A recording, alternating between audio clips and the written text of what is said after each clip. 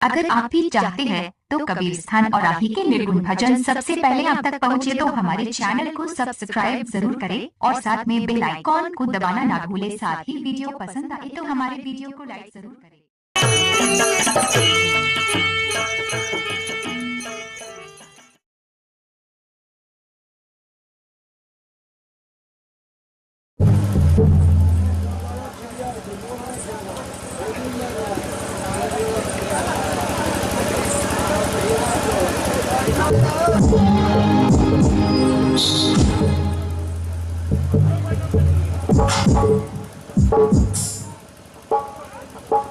प्रेमीजन, अभी हम सभी इस सत्संग रूपी नदी में स्नान कर रहे हैं। वैसे तो सत्संग में वही आते हैं जिन्हें सत्य से संग होता है। सत्संग का शाब्दिक अर्थ होता है परमात्मा से मेल होना। इसलिए संतों ने कहा, आह सत्संग के नदिया, आह सत्संग के नदिया बहिरे चली जाए में कोई कोई नहा। नदिया बहिरे चली जाए में कोई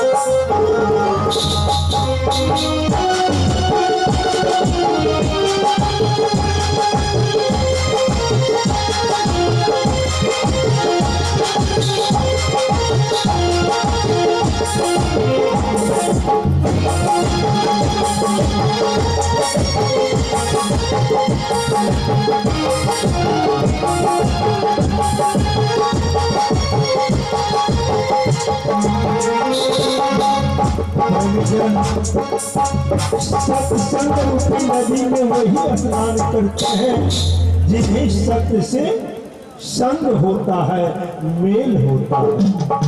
वैसे संसार के समस्त प्राणी संसार के नाना प्रकार के बंधन में, नाना प्रकार के जाल में फंसे हुए, और सत्संग ही एक ऐसा माध्यम है जिस माध्यम के द्वारा जीव सत्य की प्राप्ति कर सकते हैं।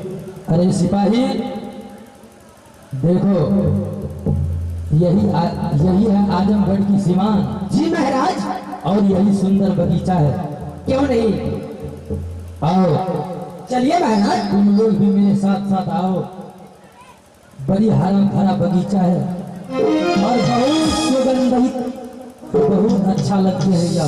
सत्संग बिना सोचो मानव इस जग में सत्संग बिना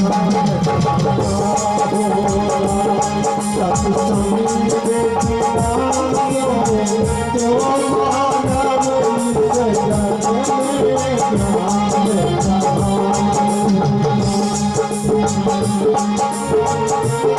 में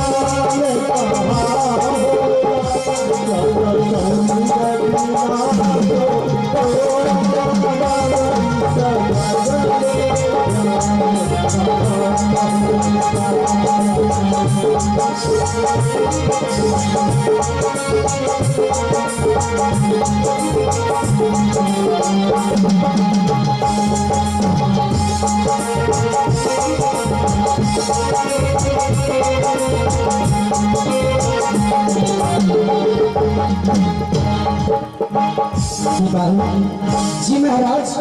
अरे देखो इस बगीचा में आज हमने पहली बार ऐसा अद्भुत चीज देखा है। क्या देखे हैं महाराज? यह साधुगण इस बगीचा के अंतर्गत इतना मजमा में अपना मधुर वाणियों से, सुंदर वाणियों से इस जीव को ज्ञान देते। हाँ हाँ महाराज। और शिक्षा देते। अति सुंदर। सिपाही, जब से मैंने इस साधु बाबा के स्वरूप को देखा है, शायद मैं अपने जिंदगी में कभी भी ऐसा स्वरूप, साधु स्वरूप नहीं देखा। क्यों नहीं महाराज? ऐसा करो, इस साधुगण से प्रश्न करना अच्छा नहीं होते। नहीं महाराज। आराम से यहीं बैठ जाओ और शांति से यह साधुगण जो अपना सत्संग, अपना माधुर्य, वाणी और शिक्षा देते हैं उसे जरा सुन लो। क्यों नहीं महाराज? फिर उसके बाद हम साधुगण से कुछ निवेदन करेंगे। ठीक है, बैठ जाओ, यहीं बैठ जाओ। आहो साधु न सबला गुरु न पूजना, साधु न सबला गुरु न पूजना, अपना भवन माना भैया मोरा अपना भवन माना, भैया तोरा मंगनी में बंगाल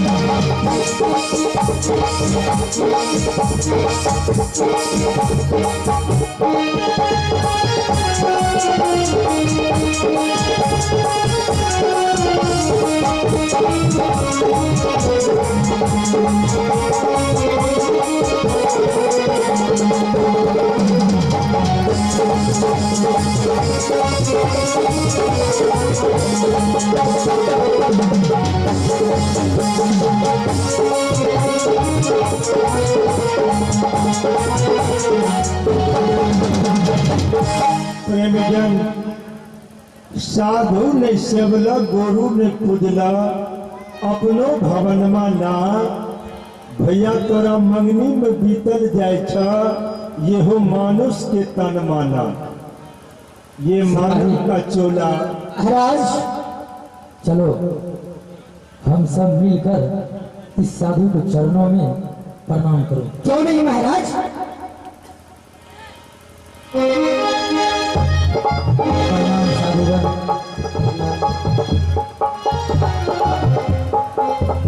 बताओ राजन, क्या कहना है तुम्हारा? साधुगण, मेरा कहना है कि जरा आपका शुभ नाम क्या है और कहां से चलकर इस बगीचा में आप आए हैं? देखिए राजन, हाँ। इस कली काल कलयुग में अच्छा मैं कबीर नाम से इस संसार में जाना जाता हूँ। अच्छा, कबीर नाम से। मैं कहाँ से आया? मैं सतलोक से आया हूँ, सतलोक वासी हूँ और जीवों को सदमार्ग दिखाता हूँ, सतलोक ले जाता हूँ।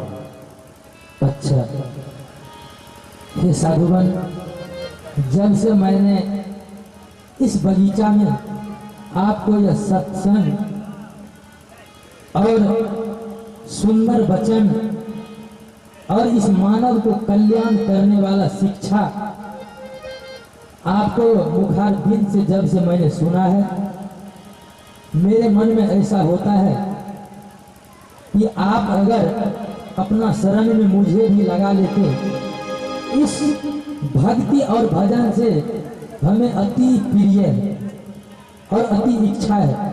इसीलिए मेरी इच्छा के अनुसार हे साधुगण, क्या आप अगर मुझे अपने शरणों में लगा लेते तो बहुत कृपा होती।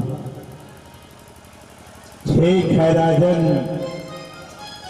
अगर तुम्हें मेरे शरण में आना है हाँ, आओ। मैं तो संसार के समस्त जीवों को यही दर्शाता हूँ। अच्छा, आहो लग जाओ भैया गुरु के शरण में।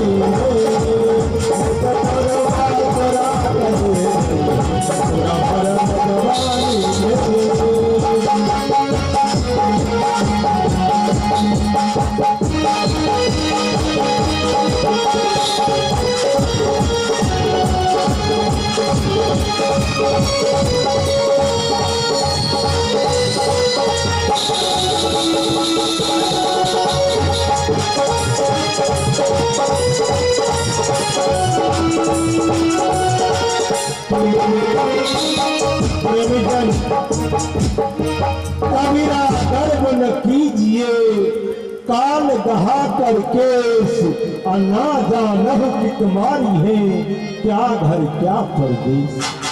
यह काल कब किसको कहां और किस जगह मार देगा उसका कोई ठिकाना नहीं। इसलिए जितना जल्द हो सके जीव को अपने गुरु के शरण में चले जाना चाहिए, ताकि वह काल जीव के ऊपर अपना प्रभाव नहीं डाल सके। इसलिए लग जाओ भैया गुरु के शरण में, लग जाओ भैया गुरु के शरण में।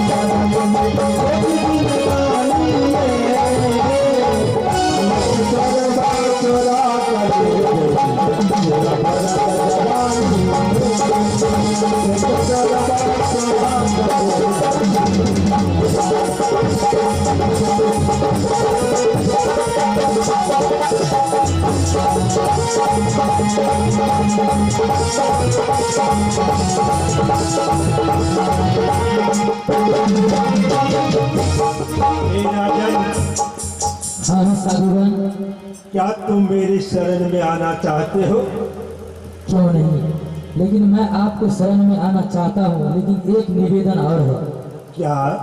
अगर आप हमारे दरबार तक चलते आजमगढ़ तो ये भी आपको बहुत कृपा होती, क्योंकि अगर मैं इस वक्त अकेले अगर गुरुमुख हो जाता हूँ, आपसे अगर दीक्षित हो जाता हूँ, तो ये भी धर्म की विरोध होगी। क्योंकि मेरे साथ महारानी है जिससे मैंने शादी किया हो, रूप कलावती।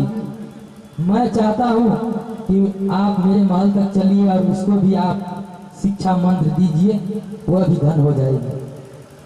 ये भी मेरा निवेदन है। ठीक है, अगर तुम्हारा विचार मुझे अपने राजमहल तक ले जाने का है तो ठीक है, चलो मैं चलने को तैयार हूँ।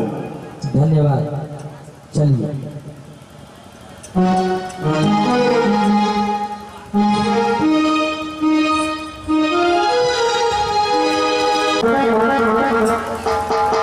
अरे सिपाही, हाँ महाराज। जाओ तुम और अभिराम महारानी रूप कलावती को मेरे पास भेजो। ठीक है महाराज। जाओ।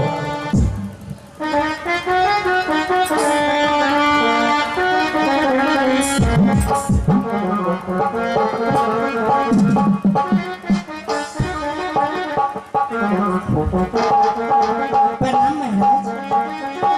खुश रहो महारानी। आओ, ये बैठ जाओ। स्वामी, आज आपको बहुत हलचल देख रहे हैं, क्या बात है महाराज? हे महारानी, हाँ स्वामी। जब मैंने आज अपने द्वारपालों को साथ हाँ हाँ। जब यहाँ से बगीचा गया हम्म। तो बगीचा मैंने घूमने के लिए गया था, लेकिन वहाँ जब गया तो अचानक मैं ऐसा आज दृश्य देखा हूँ कि मैं अपनी जिंदगी में कभी नहीं देखा। महाराज, हाँ हाँ महारानी, मैं सच कह रहा हूँ। क्या आप देखे हैं? जब मैंने बगीचा गया तो इस बगीचा को अंतर्गत हम और द्वारपालों लोग मेरे साथ में गुप्तचर लोग घूम रहे थे। अचानक उसमें साधु बाबा बहुत मजमा में सत्संग कर रहे थे। संत जी हाँ संत जी, सत्संग कर रहे थे? मैं ऐसा संत जी को आज देखा कि शायद जिंदगी में मैं पहली बार ऐसा स्वरूप, ऐसा मधुर वाणी क्या? और ऐसा सत्संग, उनको वाणी से कितना जीव सुधार हो जाएंगे। स्वामी, तो वो संत को क्यों न मंदिर भर तक आप ले आए? कहाँ महारानी, मैं लेकर आया हूँ। स्वामी, जरा उनसे मुझे दर्शन कराइए, मैं दर्शन करना चाहती हूँ। लेकिन मैं तो संत साधुगण से मैं वचनबद्ध हो चुका हूँ महारानी। क्या हो चुके हैं आप? मैंने साधु से प्रार्थना किया हाँ कि हे साधुगण, आप अगर आप अपना शरण में लगा लेते हाँ। और मुझे अगर वैष्णव कर देते, कंठी माला दे देते, बहुत कृपा होती। साधुगण बोले ठीक है ये राजन, मैं तुम्हें अवश्य ही वैष्णव करूंगा और शिक्षा दूंगा। तो मैंने बोला हे साधुगण, आप एक और मेरा निवेदन सुन लीजिए, मेरे दरबार तक चलिए आजमगढ़, और मेरी महारानी है रूप कलावती, अगर मैं वैष्णव हो जाऊं, अगर उसे वैष्णव नहीं करूं तो ये भी धर्म का विरोध होगा।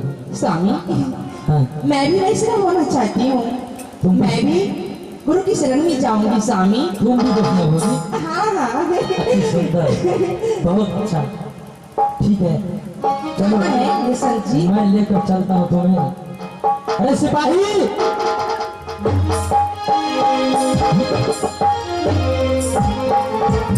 जी महाराज। सुनो, जो साधु बाबा अपने दरबार में आए हैं उसे मान सम्मान के साथ दरबार तक लाओ। क्यों नहीं महाराज?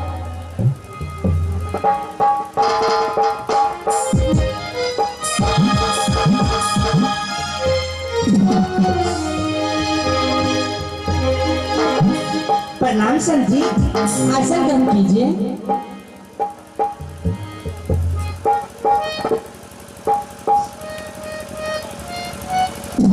स्वामी, क्या यही संत है? हाँ हाँ, हे स्वामी, मैं भी जीवन में ना अपनी नैनों से देखी थी, ना कानों से सुनी थी, जो मैं आज इसको दर्शन पाकर मैं धन हो चुकी हूँ। हाँ हाँ, क्यों नहीं महाराज, मैं भी आज धन्य हो गया।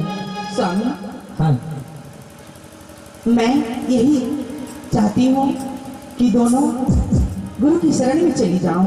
हे साधुगण, यही है मेरा धर्म पत्नी रानी रूप कलावती, आप कृपा कर इसे भी अपना शरण में लीजिए।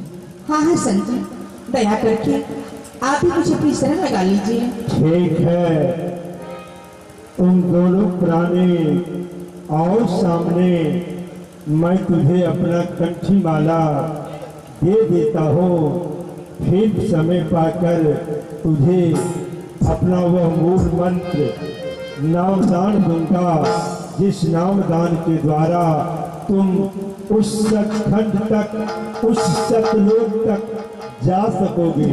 आओ बैठो।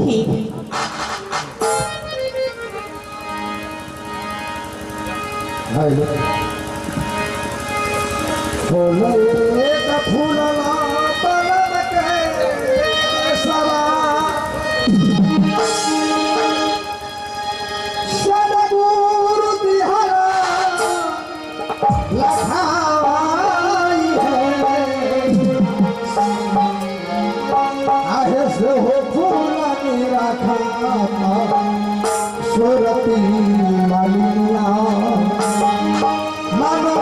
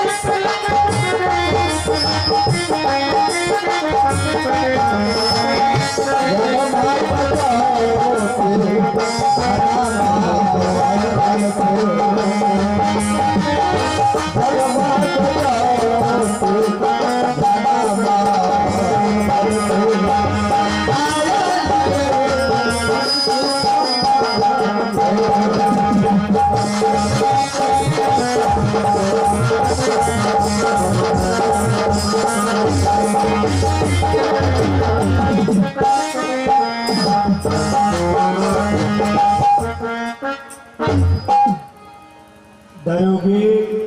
हाँ गुरुदेव। तुम तो मेरे शरण में आ गए। हाँ हाँ गुरुदेव। लेकिन यह संसार काल का देश है। इस संसार के राजा काल निरंजन। क्या गुरुदेव इस संसार का राजा काल निरंजन है? काल निरंजन है। अच्छा। और वह काल निरंजन हाँ। सदा से मेरे पीछे लगा हुआ है। अच्छा। मैं जहाँ कहीं भी अपने सत्य हाँ। संदेश को पहुँचाता हूँ, जीव को अपने शरण लगाता हूँ, हाँ। काल वहाँ पहुँच जाया करते। अच्छा। हो सकता है हाँ। काल तुम्हारे यहाँ भी न आ जाए।